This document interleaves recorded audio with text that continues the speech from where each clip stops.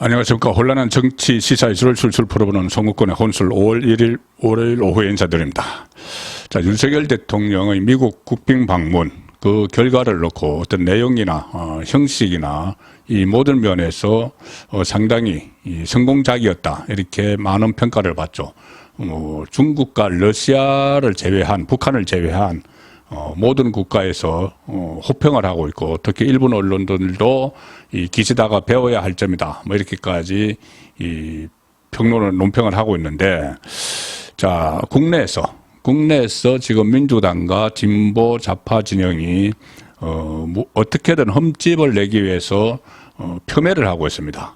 자, 그 가운데 이 국민의힘, 여전히 국민의힘 소속이면서 윤석열 대통령의 모든 국정을 비뚤어진 시선으로 보는 그런 세력들이 좀 있죠. 뭐 유승민 비롯해서 이준석은 지금 말할 필요도 없지만 그런 그 무리들이 있습니다. 자, 그런데 오늘 유승민 그 전 의원이 이 라디오에 출연을 해서 윤석열 대통령의 미국 순방 결과를 막 깎아내렸습니다. 자, 이런 것을 두고 민주당에서는 봐라, 여당 안에서도, 여권 안에서도 비판하는 목소리가 있지 않느냐, 이렇게 이야기를 하죠. 다른 사안에 대해서도 마찬가지입니다. 유승민은 뭐든지 어떻게 보면 민주당보다 더 심하게 윤석열 대통령의 국정 운영을 폄훼하고 무조건 비판하고 거칠게 이 비난하는 데만 주력 하는데 조롱하고, 그런데 이 민주당에서는 또 진보 좌파 매체에서 여당 안에서도 그런 목소리가 있지 않느냐, 이렇게 활용이 되고 있는, 자, 그런 상황이죠. 유승민은 국회 국방위원장까지 지냈습니다. 상당히 좀 조예가 깊다, 뭐 그런 평가를 과거에는 좀 받았던 것 같은데, 또 경제 문제에도 마찬가지죠. 그런데 요즘은 국방이든 외교든 뭐든지 윤석열 대통령과 관련되면은 깎아내립니다. 오늘 라디오에 출연을 해서 이렇게 이야기합니다. 미국 국빈 방문 결과에 대해서 화려했지만 속빈 강정이다. 민주당보다 더 심하게 이야기합니다. 이 아메리칸 파이를 부르시던데, 그 국빈 만찬장에서 아메리칸 파이를 부르시던데, 아메리칸 파이는 조금 키웠는지 모르겠지만 코리안 파이를 뭐를 얻어왔느냐, 이렇게 조롱을 합니다. 그리고 국민들은 뭐 북한이 핵미사일을 오늘 당장이라도 우리에게 쏠 수 있고 맞아서 모두 죽을 수 있다는 본능을 가지고 있다. 이번 회담은 독자 핵개발의 길을 여는 회담이어야 했다. 이렇게 이야기합니다. 독자 핵개발을 하는 길을 열어야 했다. 지금 우리나라가 독자 핵개발을 하면은 이 북한처럼 국제사회의 제재를 받습니다. NPT가 있기 때문에, 핵 확산 금지 방지 조약이 있기 때문에. 그런데 이 중진 국회의원, 대통령 선거까지 출마했고 국방위원장까지 지냈고 모를 리가 없는데, 이 독자 핵 개발을 하는 길을 열어서 왔어야 된다, 이렇게 비판을 위한 비판을 하는 거죠. 국제 제재를 우리나라가 받으면은 우리는 그 수출 위주로 이끌어 가는데 수출 다 하기 어렵게 됩니다. 수입도 그렇고. 자, 그런 상황을 전혀 애써 무시하고, 다 알면서 무시하고 비판을 위한 비판을 하고 있죠. 또 오히려 북한과 중국, 러시아가 속으로 좋아할 회담 결과를 가져왔다, 이렇게 이야기를 하고, 취임 초부터 말한 공정과 상식의 나라가 됐는지, 자유를 수백 번 말씀하셨는데 도대체 누구의 자유인지 성찰해야 한다. 어쨌든 이런 식으로 막 깎아내렸는데, 이렇게 이야기하도록 판을 자락을 깔아준 방송사 이야기를 제가 하려고 합니다. KBS 라디오입니다. KBS 라디오. 자, KBS TV는 시청료 강제로 걷어서 그것이 지금 논란이 되고 있죠. 그것을 이제 중단해야 된다, 이런 요론이 높아지고 있는 상황인데, KBS 라디오 오늘 유승민이 출연한 프로그램은 최경영의 최강시사라는 프로그램입니다. 최경영의 최강시사. 자, 지금 윤석열 대통령 취임한 것이 곧 1년이 되는데, 1년 내내 윤석열 대통령의 이 발목을 잡고 또 무슨 프레임을 가짜 뉴스를 막 퍼뜨리고 이 여러 가지 프레임을 설치를 하는데 앞장서는 것이 좌편향된 방송들인데 그 중에서 KBS는 공영방송입니다. 공영방송. 어느 방송보다도 이 편파성을 띠면 안 되죠. 언론이 일부 저는 이 어떤 노선과 이념에 따라서 선도 기능을 발휘를 해서 선도 기능이 작동을 해서 특정 정파의 입장에서 그 가치를 뭐 우파든 좌파든 가치를 추구한다. 뭐 그 가치를 존중한다. 이 정도는 있을 수 있다고 보는데 KBS는 그러면 안 되는 것이죠. KBS는 자, 말 그대로 거의 뭐 국영방송이나 마찬가지입니다. KBS는 자, 오늘 그 박대출 국민의힘 정책위 의장이 이 최고위원회의에서 좌파 매체에게 점령당한 KBS 1라디오 실상을 고발하는 그런 목소리가 KBS 내부에서 나왔다 하면서 조목조목 짚었습니다. 이것을 보면은 얼마나 지금 문제가 심각한지 알 수 있습니다. 1년 내내 지금 이러고 왔습니다. 그래서 윤석열 대통령 지지율을 떨어뜨리고 문재인 정부 쪽 사람들을 결집을 시키고 그쪽 맹목적 지지층을 결집을 시키는 그런 역할을 해왔죠. 이 대한민국 언론인 총연합회 그리고 KBS 방송인 연합회가 윤석열 대통령 이번 방미 기간 중 5박 7일 다녀왔죠. 5박 7일 중에서 그 5일의 KBS 1라디오에 어떤 출연자들이 나왔는지 분석을 했습니다. 그리고 그것을 KBS 내부 게시판에 실었는데 아주 충격적인 결과입니다. 이 5개 시사 프로그램에서 KBS 1라디오 5일 동안 5개 시사 프로그램에서 좌파 또는 야당 친화적 견해를 주로 피력하는 출연자가 80명. 좌파나 야당 친화적 견해 뭐 몇 사람 있습니다. 뭐 유승민을 비롯해서 여당 소속이면서 야당 친화적 견해를 주로 피력하는 출연자가 80명이나 무더기로 출연했는데 거기에 비해서 우파 혹은 여당 정부 친화적 견해를 피력하는 출연자는 11명에 불과했다. 최소한의 구색 맞추기도 안 한 겁니다. 이 좌파 그 스피커들을 80명이나 출연을 시켰고 우파에서는 11명. 이 조금 전에 말씀드린 이런 그 최경영의 최강 시사 뭐 이런 것도 다 마찬가지인데 특히 최영일의 시사본부 이런 프로그램 최영일의 시사본부 KBS 1라디오입니다. 주진우 라이브 여기에 뭐 주진우 씨는 낙검수 그쪽 출신이죠. 그리고 최영일 씨도 좀 좌편향적인 그런 평론을 하죠.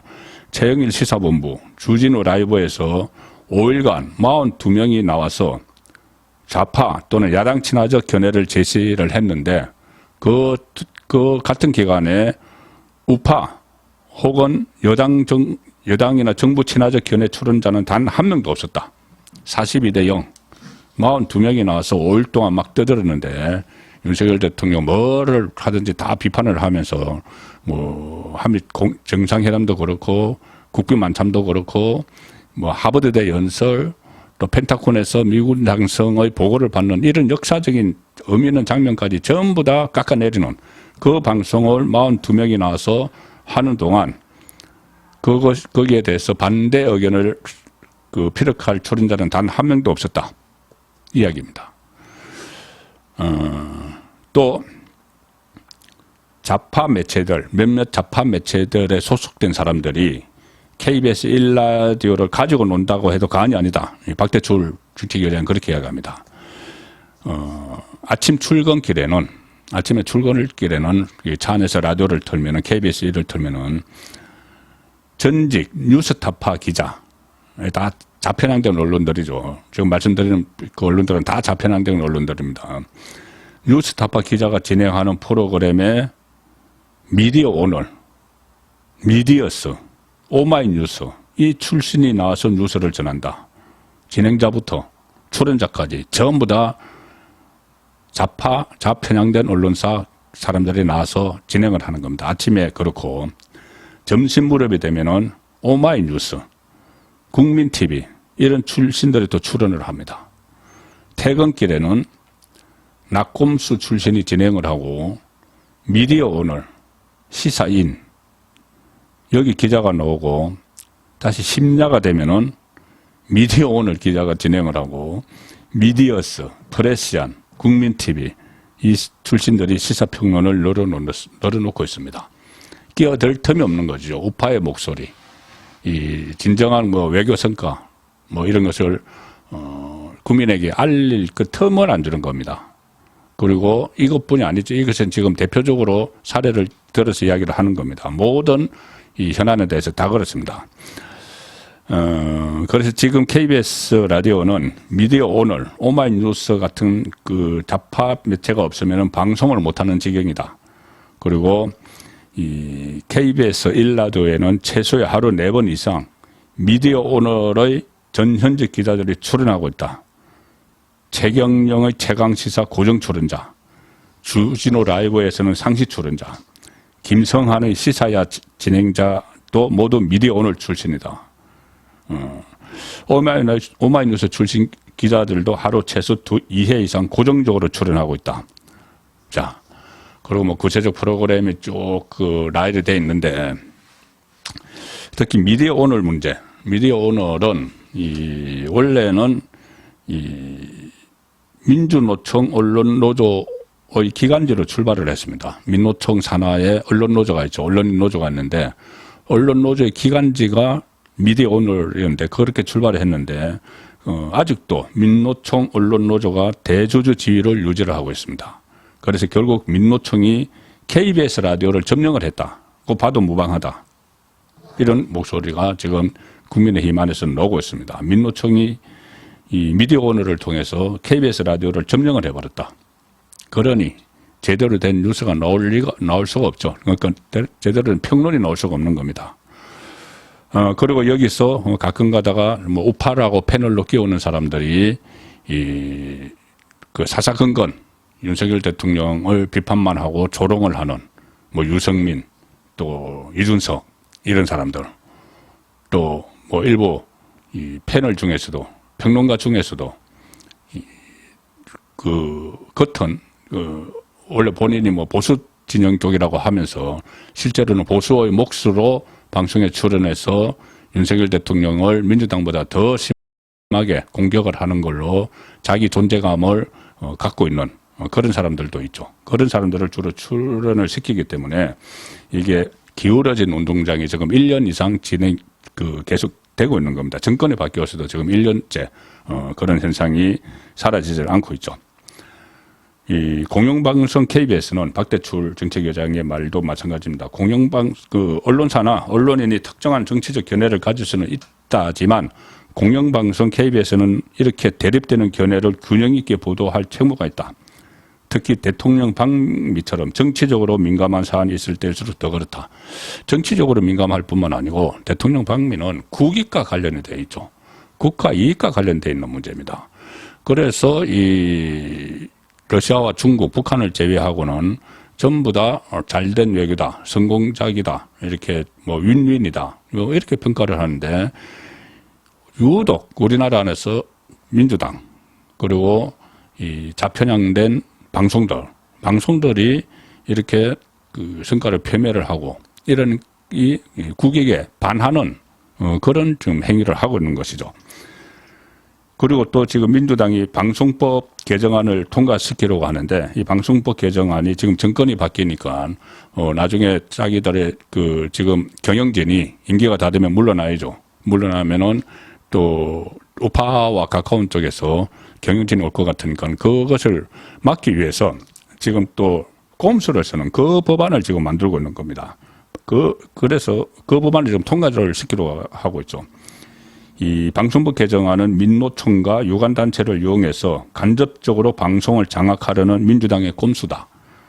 민노총 언론노조에 의한 이 방송 장악 이것을 더 이상 용납해서는 안 된다. 그리고 만약 이게 통과되면은 대통령은 거부권을 행사해야 된다. 자, 이것이 지금 국민의힘 입장입니다. 지금 말씀드린 대로 저도 여러 가지로 체감을 하고 있습니다. 이 방송을 들으면은 저도 차 안에서 이 방송을 뭐 무슨 이야기를 하는지 한번 들어보죠. 들어보면은 처음부터 끝까지 윤석열 대통령 정부 그리고 국민의힘을 폄훼하고 조롱하고 가짜 뉴스를 막 섞어서 이 선동을 하는, 지지층을 선동을 하는 그런 방송을 계속 내보내고 있는데, 지금으로서는 그것을 기울어진 운동장을 현 정부, 윤석열 정부가 출범한 지 1년이 됐는데도 그대로입니다. 평평하게 폐지를 못하고 있습니다. 자, 그런데 그것을 더 고착화시키기 위해서 지금 민주당이 다수의 행포로 방송법을 바꿔버리려고 하는, 자, 그 상황이 되고 있기 때문에 만약에 이것이 민주당 뜻대로 관철이 되면은 임기 중반 총선 때도 완전히 기울어진 운동장에서 국민의힘은 선거전을 치러야 되는 그런 상황입니다. 자, 그리고 저도 KBS 하면은 대구 KBS에서 제가 이 라디오 방송 출연자로 이 라디오 전화 연결을 해서 서울에 있으면서 전화 연결을 해서 한 10년 동안 했는데, 문재인 정부 출범 이전에 직전까지 한 10년을 했는데 문재인 정부 출범하고 나서 제가 이제 출연이 없어졌습니다. 그런데 그 이후에도 지금 여전히 어떤 원상복구가 되지 않는, 뭐 제가 원상복구가 되지 않는 이것이 중요한 것이 아니고, 그런 식으로 좀 보수 진영의 패널들은 전부 다 하차시켜 놓고, 그리고 정권이 바뀐 이후에도 계속 이 진보 좌파 쪽의 진행자나 패널들이 다 그 자리를 차지하고 선동 왜곡을 하는 이런 모습이 계속되고 있기 때문에, 이것은 국민의힘 안에서 그냥 단순히 최고위원회의에서 이런 내용이 있다 이렇게 공유만 할 것이 아니고 확실한 대책을 마련할 필요가 있을 것 같습니다. 선거권의 혼술이었습니다.